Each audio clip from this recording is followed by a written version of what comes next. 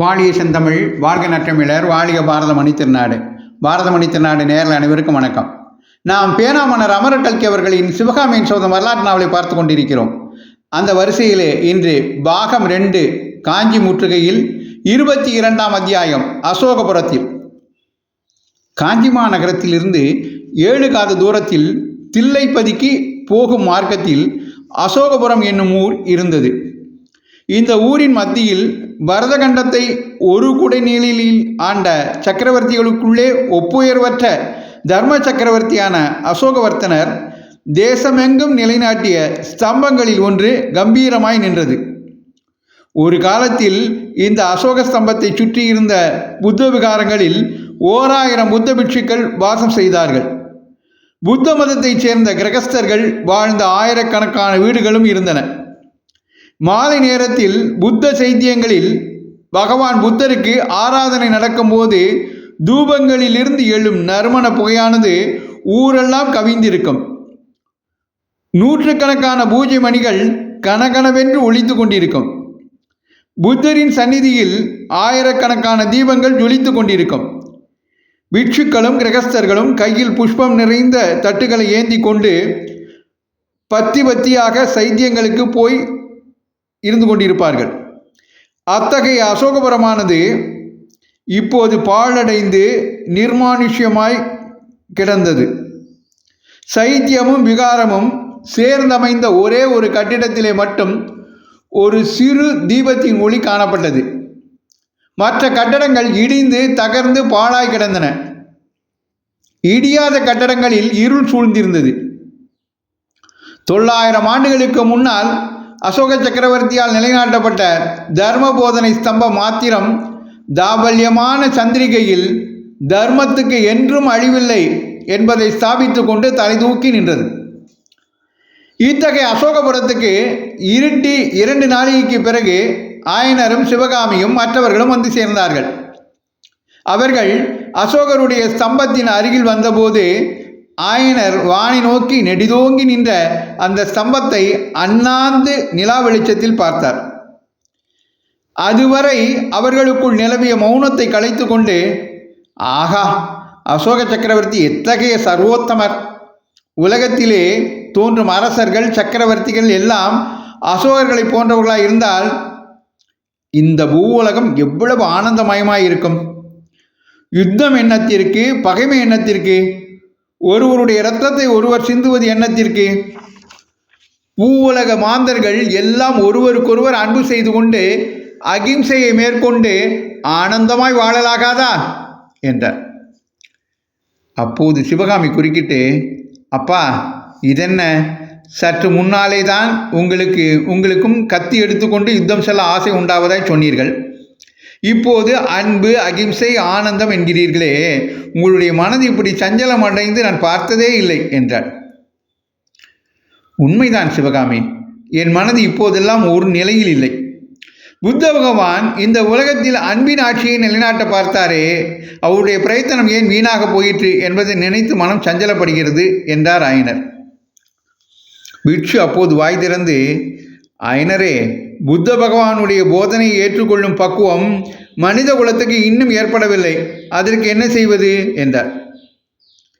யாரும் எதிர்பாராதபடி குண்டோதரன் சம்பாஷணையில் கலந்து கொண்டு, மனிதகுலம் என்று பொதுப்படையாக சொன்னால் என்ன பிரயோஜனம்? அடிகளே, பிராணிகளிலே புலியும் இருக்கிறது, பசுவும் இருக்கிறது, ஜந்துக்களிலே பாம்பும் இருக்கிறது, அணிலும் இருக்கிறது. அதுபோலவே மனிதர்களுக்குள்ளும் எத்தனையோ வித்தியாசம் இருக்கிறது. மௌரிய வம்சத்து அசோகவர்த்தனரை போலவே தான் நமது மகேந்திர பல்லவரும் தம் ராஜ்யத்தில் அன்பு மதத்தை ஸ்தாபிக்க முயன்றார். யுத்தம் என்பதே வேண்டாம் என்று நினைத்தார்.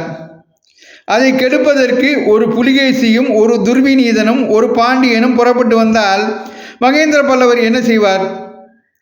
பூலோகத்தில் பாம்பு இருக்கும் வரையில் கீரிப்பிள்ளையும் இருக்க வேண்டியதுதான். கீரிப்பிள்ளை இல்லாவிட்டால் மனிதனாவது தடியை எடுத்து பாம்பை அடித்துத்தானே தீர வேண்டும் என்றான். அடே அப்பா, நமது குண்டோதரன் இவ்வளவு வாசலகன் என்று எனக்கு தெரியவே தெரியாதே என்றார் ஆயனர். புத்த பிட்சுவோ அருவருப்புடனும் ஆத்திரத்துடனும் அவனை நோக்கினர். சிவகாமி, குண்டோதரன் சொல்வது நியாயம் அப்பா. உலகத்தில் பொல்லாதவர்கள் இருக்கும் வரையில் அவர்களை அடக்கக்கூடிய வீரபுருஷர்களும் வேண்டும் அல்லவா என்றார். ஆம் சிவகாமி, ஆமாம். அது மட்டுமல்ல, உலகத்தில் எல்லாம் அன்புமயமாய் போய்விட்டால் வீரம் என்பதே இல்லாமற் போய்விடும். வீரம் இல்லாத உலகம் என்ன உலகம்? அப்புறம் கதை ஏது, காவியம் ஏது, கலைதான் ஏது என்றார் ஆயனர். குண்டோதரன், குருவே, நான் ஒன்று சொல்லட்டுமா? இந்த அசோகர் ஸ்தம்பம் இங்கே வெறும் ஸ்தம்பமாக நின்று கொண்டிருப்பதில் யாருக்கு என்ன பிரயோஜனம்? இதிலுள்ள உபதேசத்தை படித்து அதை பின்பற்றி நடப்பார் யார்? இந்த ஸ்தம்பத்தை என்ன செய்ய வேண்டும் என்று நான் சொல்லட்டுமா என்று கூறிக்கொண்டே குண்டோதரன் ஸ்தம்பத்தை கையினால் தட்ட அது டான் டான் என்று ஒலி செய்தது. பின்னர் நல்ல இக்கினால் செய்திருக்கிறது. இதை கொல்லன் உலையில் போட்டு உருக்கி வாள்களாகவும் வேல்களாகவும் செய்ய வேண்டும். இந்த ஸ்தம்பத்தை உருக்கினால் குறைந்தபட்சம் 10,000 வேல்களும் வாள்களும் செய்யலாம் என்றான் குண்டோதரன். அசோக ஸ்தம்பத்தின் அருகில் மேற்கண்ட சம்பாஷணை நடந்து கொண்டிருக்கையிலே நாகநந்தி சற்று முன்னாலேயே நடந்து சென்று அருகிலே இருந்த புத்த விகாரத்தை அடைந்தார். அதே சமயம் விகாரத்துக்குள்ளே இருந்து வயோதிக பிட்சு ஒருவர் கையில் தீபத்துடன் வாசலில் வந்தார். அந்த தீபத்தின் வெளிச்சத்தில் விகாரத்தின் வாசலிலே நின்று கொண்டு பிட்சு குண்டோதரன் கொண்டு வந்த ஓலையை படித்தார். அப்போது அவருடைய முகத்தில் உண்டான மாறுதல்களை தீபச்சுடரின் சிவந்த ஒளியில் பார்த்து கொண்டிருந்த வயோதிக பிட்சுவே பயந்து போனார் என்றால் மற்றவர்கள் பாராததே நல்லதாய் போயிற்று என்று சொல்ல வேண்டும். நாகநந்தி ஓலையை படித்து முடித்ததற்கும் ஆயனர் முதலியோர் விகாரத்தின் வாசலில் வந்ததற்கும் சரியா இருந்தது. உடனே அவர் தமது முகத்திலும் குரலிலும் அமைதியை வரவழைத்து கொண்டு மற்றொரு பிட்சுவை பார்த்து, சுவாமி, இவர்களெல்லாம் 5-6 தினங்கள் தங்கியிருக்கும்படி நேரிடலாம். அதற்கு வேண்டிய சௌகரியங்களை செய்து கொடுக்க வேண்டும் என்று கூறினார். பின்னர் ஆயனரை பார்த்து சொன்னார், ஆயனரே, உம்முடைய சீடனுக்கு உண்மையில் நான் நன்றி சொல்ல வேண்டும். இந்த ஓலையில் மிகவும் முக்கியமான விஷயம்தான் அடங்கி இருக்கிறது. இதை கொண்டு வந்தவனை ஏரியிலே தள்ளிவிட்ட போதிலும் ஓலையை கொண்டு வந்தான் அல்லவா? இந்த ஓலையில் அடங்கிய விஷயத்தை கவனிப்பதற்காக நான் அவசரமாய் போக வேண்டியிருக்கிறது. திரும்பி வருவதற்கு 2-3 நாள் ஆனாலும் ஆகலாம். அதுவரையில் நீங்கள் இங்கேயே சுகமாக தங்கியிருங்கள். இந்த பிட்சு உங்களுக்கு வேண்டிய சௌகரியங்களை செய்து கொடுப்பார். மேலும் உங்களுக்கு ஒத்தாசையாக குண்டோதரன் வந்து சேர்ந்து விட்டான் அல்லவா? இந்த கடைசி வாக்கியத்தை சொல்லும்போது குண்டோதரனுடைய மார்பையே கீறி உள்ளே பார்ப்பது போல் பார்த்த நாகநந்தி மறுகணம் சிவகாமியை நோக்கி கனிவு ததும்பிய குரலில், சிவகாமி, உங்களை அழைத்து கொண்டு வந்து இப்படி நடுவழியில் விட்டுவிட்டு போகிறேனே என்று நினைக்காதே.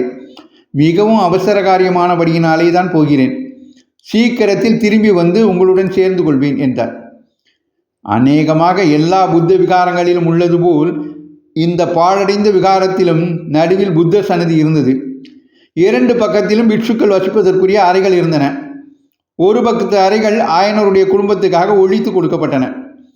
அவர்கள் தங்களுடைய அறைகளுக்கு சென்ற பிறகு இன்னொரு பக்கத்தில் இருந்த இருண்ட அறைகளுக்குள் நாகநந்தி சென்றார். இத்துடன் அமரர் கல்கி அவர்கள் அசோகபுரத்தில் என்ற இந்த அத்தியாயத்தை நிறைவு செய்கிறார். தொடர்ந்து பேனாமன்னர் அமரர் கல்கி அவர்களின் சிவகாமியின் சோதம் வரலாற்று நாவலை கேட்டு மகிழ பாரதமணி திருநாடு சேனலை பின்தொடருங்கள் என்று உங்களை அன்போடு கேட்டுக்கொண்டு விடைபெறுகிறேன். வரலாற்று நாவல்களில் ஆர்வமுள்ள பிறருக்கும் பகிருங்கள் என்று கேட்டுக்கொள்கிறேன். நன்றி, வணக்கம், ஜெய்ஹிந்த்.